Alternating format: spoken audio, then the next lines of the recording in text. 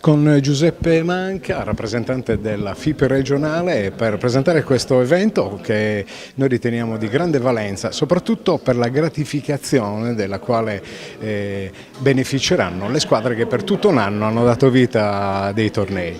Una bella iniziativa sposata dalla FIP, ma soprattutto con questa sorta di connubio nato con dei privati che tengono molto a quello che è il discorso del basket, non necessariamente di prima fascia. Giustamente, è una manifestazione veramente eccellente, organizzata con molta cura, della quale siamo particolarmente contenti.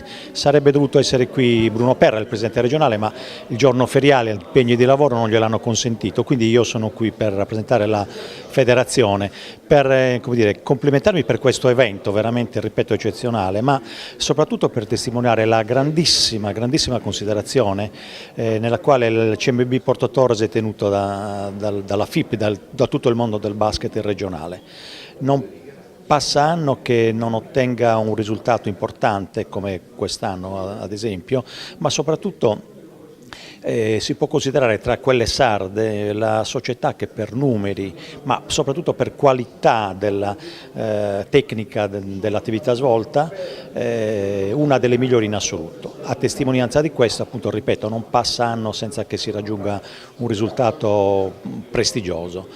Quest'anno è la promozione, l'accesso alle finali per la promozione in C, ma non passa anno che nel settore giovanile, ripeto, non si raggiunga qualche eccellente risultato.